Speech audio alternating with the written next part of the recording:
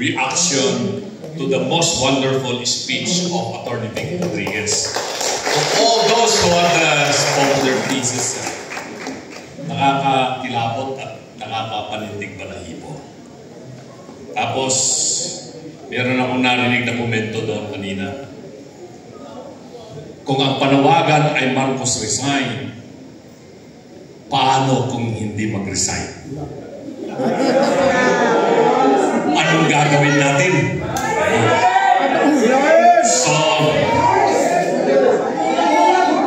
meron bang constitutional basis na hindi tayo ma-charge ng sedition kung ang isigaw natin ay hindi Marcos resign? Kasi sinabi na ni Attorney Vic kanina yung constitutional basis. Article 7, Section 8 ng ating saligang batas, binanggit yung mga iba't ibang instances na pwedeng magpalit ng Pangulo ng Pilipinas.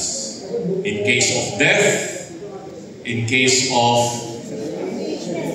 resignation, in case of permanent incapacity, and removal from office. So, removal from office is also constitutional, but how? Para hindi maging seditious, there are two instances. First, yung gusto nilang gawin kay BP Inday Sara. Impeach and convict so that she will be removed.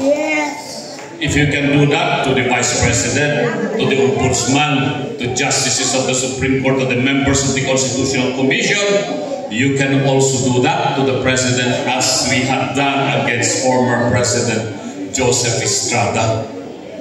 Hindi ba? Pero hindi gagawin ng mga congressmen yan eh. Hindi nila i-impeach. Hindi rin i-convict yan ng Senado. Kamali ng timing kasi si Ronald Cardema na paaga, no? Dapat sana naupo muna yung tatlong congressmen ng Duterte yung party list at ngayon sana pwedeng mag-file ng impeachment. So that's one. The other is under the provision of Article 7, Section 11. At binanggit ni Attorney Vic kanina yung Section 12, which is somehow corollary to the provision of Section 11. Ano ito? Ito yung una, if the President, kung if he is of sound mind, will declare that he is temporarily incapacitated, then he will write the Senate and the House of his incapacity. Pero gagawin ba niya yun? Or perhaps he can, because Rod just said, we trust God. And if God's hands will play, he might write the Senate President and the Speaker of the House saying that he is incapacitated and the Vice President becomes acting President. Hindi ba, Congressman Mike? Then he can make bawi. Sabi niya, no, I am now capacitated. So he can take back. But there is also another instance. If majority of the members of the cabinet say that he is incapacitated, then the Vice President becomes the President. So, sabi ng mga kasama ko sa table kanina, pwede ba, Attorney Lambino, sigaw muna natin, Marcos resign, Marcos resign? Sabi ko, okay yun. Kasi, 3 weeks ago, yung UPI, ayaw nilang magbanggit ng Marcos resign. Hindi ba? Nagkaroon ng konting hindi pagkakaunawaan dyan during the first day of the rally. Maisog and the Reforma ng Pilipinas were in Liwasang Bonifacio, but you were already shouting, Marcos resign.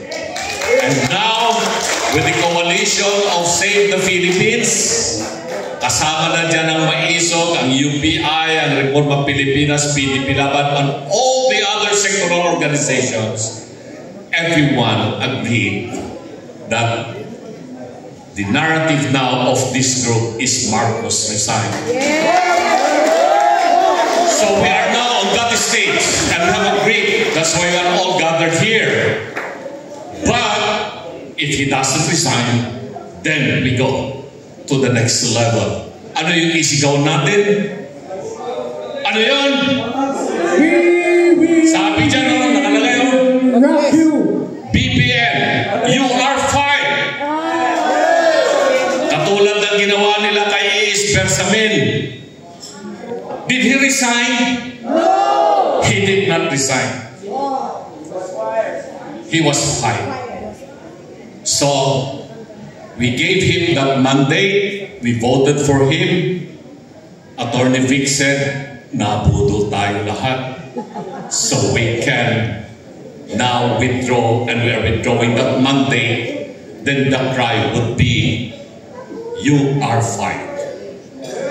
And with that, tapos na yung paliwanag ko ng konti. So let's now raise our right hand and we recite together. Panunumpa sa watawat ng Pilipinas. Ako ay Pilipino. Buong katapatan nanunumpa sa watawat ng Pilipinas. At sa bansang kanyang sinasagisag na may damal, katarungan at kalayaan na pinakikilos ng sambayanang makadiyos, makatao, makakalikasan at makabansa. Mabuhay ang sambayanang Pilipinas!